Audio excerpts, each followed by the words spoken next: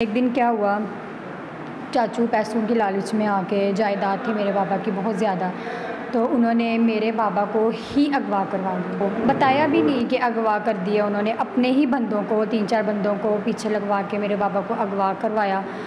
तो सारा सिस्टम होता रहा और एक एक करके हमसे बस छीनते रहे। जब कुछ हम सड़क पे आ गए तब मेरे चाचू ने मेरे पापा को छोड़ दिया। जब सड़कों पर आ गए? जी बिल्कुल, हमारे पास कुछ बच्चा ही नहीं था ये कहने के कि एक टाइम की रोटी नहीं थी।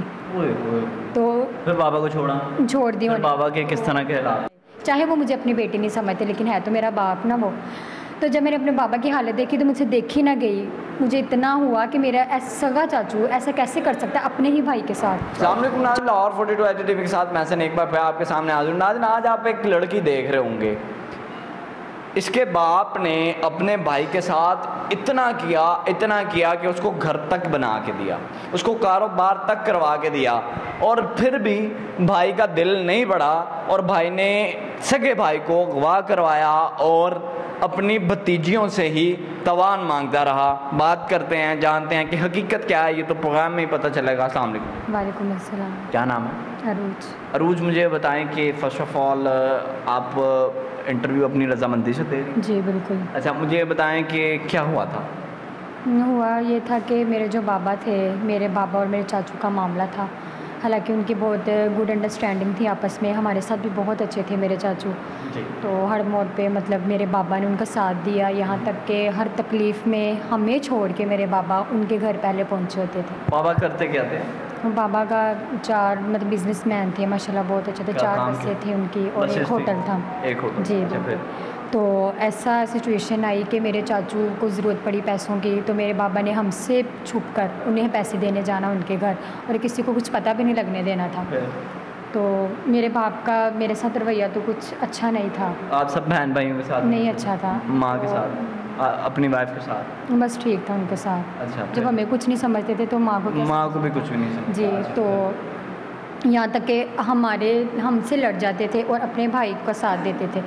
हम कभी कभार कह भी देते थे, पापा आप ऐसा क्यों करते हैं, चाचू तो आपके लिए कुछ भी नहीं करते। तो पापा कहते नहीं, वो मेरे लिए पहले और आप बाद में हो मेरे लिए। तो बहुत सी मुश्किलात आई मेरे चाचू को, तो मेरे पापा ने उनका साथ दिया, यहाँ तक कि अपनी एक बस बेच के उनको पैसे दिए मेरे घर बनवाने के लिए। जी, उनका घर नहीं था कोई। ऑफ कैमरा बता रही थी आप? जी। घर भी आपके बाबा ने? जी, उनका नहीं था ना मेरे चाचू का, तो मेरे बाबा ने बनवा के दिया था उनको, वो भी अपनी बस बेच के। तो जो मेरे चाचू के जो औलाद थी वो स्कूल वगैरह जाती थी, यहाँ तक कि मेरे बाबा हमारी फ़ीस छोड़ के उनकी फ़ीस पे करते थे। अच्छा। कि मेरे भाई को कोई तंगी ना हो, मेरे भाई की औलाद को कोई तंगी ना हो। आप लोगों के साथ अच्छे नहीं थे? नहीं अच्छे थे। उनको, मेरे पापा को पता ही नहीं कि मेरी औलाद क्या कर रही है, कहाँ जा रही है, कहाँ नहीं जा रही है। बस उनको भूखे रहते थे या घर के हालात ठीक थे? बहुत हमारे हालात तो ठीक थे जब मेरे बाबा थे, लेकिन बाबा के हालात ठीक थे, लेकिन घर का मैं पूछा हूँ कि माहौल कैसा था, खाना पीना कैसा था? वो बस ठीक था। जब बाबा ने सारे पैसे ही अपने भाई पे लुटा देने, तो हमसे कुछ पूछना नहीं है, हमारी औलाद कैसे सो रही है, कुछ खा रही है, कुछ पी रही है, बाबा को कोई फ़िक्र नहीं थी। बस उन्हें चाचू नज़र आते थे। तो एक दिन क्या हुआ, चाचू पैसों की लालच में आके, जायदाद थी मेरे बाबा की बहुत ज़्यादा, तो उन्होंने मेरे बाबा को ही अगवा करवा दिया। तो बताया भी नहीं कि अगवा कर दिया उन्होंने, अपने ही बंदों को 3-4 बंदों को पीछे लगवा के मेरे बाबा को अगवा करवाया। तो सारा सिस्टम होता रहा और एक एक करके हमसे बस छीनते रहे, सारी बस। यानी कि खुद चाचू तवान मांगते थे या किसी बंदे के थ्रू तवान मंगवाते थे? किसी बंदे के थ्रू, ताकि मेरे चाचू पे नाम ना। अच्छा जी, उन्होंने पीठ पीछे छुप के ही ऐसा सारा कुछ किया। तो ये सब सिस्टम होता रहा, मेरी काफ़ी बसें चली गई और एक होटल बचा था हमारे पास, तो उसी के ज़रिए हम थे। लेकिन ऐसा चाचू ने पता नहीं ऐसा क्या किया जो आराम से होटल भी अपने नाम करवा। अच्छा। और हमें कानो कान खबर नहीं थी, और बाबा को छोड़ा नहीं उन्होंने। तो यहाँ तक कि मैं अपने चाचू के घर गई कहने के, चाचू मेरे बाबा नहीं मिल रहे। कहते मैंने बहुत ढूंढा बेटा, मुझे भी नहीं पता कहाँ है वो। तो मैं कैसा दरिंदा सिर्फ वो इंसान होगा जिसने 4 टके, मैं तो फिर ये टके ही कहूँगा, 4 टकों की खातिर उस भाई को अगवा करवा लिया जो उस पर जान निछावर करता था। फिर हमसे वो होटल भी छीन गया, और जब कुछ हम सड़क पे आ गए तब मेरे चाचू ने मेरे बाबा को छोड़ दिया। जब सड़कों पर आ गए? जी बिल्कुल, हमारे पास कुछ बच्चा ही नहीं था। ये कहने के कि एक टाइम की रोटी नहीं थी। तो फिर बाबा को छोड़ दी फिर उन्होंने। बाबा के किस तरह के हालात? चाहे वो मुझे अपनी बेटी नहीं समझते, लेकिन है तो मेरा बाप ना वो। तो जब मैंने अपने बाबा की हालत देखी तो मुझसे देखी ना गई। मुझे इतना हुआ कि मेरा सगा चाचू ऐसा कैसे कर सकता है अपने ही भाई के साथ। चलो हमारा छोड़ो, हमारे साथ ना करो, लेकिन अपने भाई का तो ख्याल करो जिसने जान तक निछावर किया तुम पे। तो मेरे बाबा की हालत बहुत बुरी थी। उनकी दाढ़ी, उनकी हालत कुछ भी अच्छा नहीं था। कपड़े भी उनके बिल्कुल गंदे तरीन से चला तक नहीं था जा रहा, ऐसी हालत होगी। और जब मेरे पापा को मेरे चाचू की सच्चाई पता लगी तो उधर ही उनको हार्ट अटैक आ गया और फालिज हो गया उनको। तो बिल्कुल फिर मैं जब उनको हार्ट अटैक फालिज आया, फिर मैं अपने चाचू के फिर दरवाजे पे गई। मैंने कहा चाचू ऐसी बात है, मेरे आपको पता है हमारे पास कुछ भी नहीं है अब, तो ना पैसे और चाचू के हालात अच्छे हो गए थे?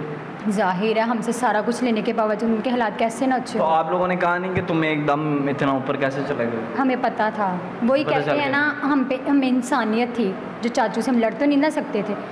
तो अच्छा मैं चाचू के पास गई, मैंने उन्हें बताया कि चाचू मैंने अपने बाबा के लिए मेडिसिन वगैरह लेनी है तो आप करें।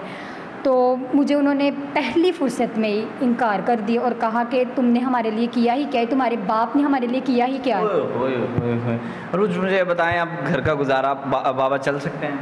नहीं चल कैसे सकते हैं वो, हालांकि खाना भी नहीं खुद खा सकते, मैं ही खिलाती हूँ उनको।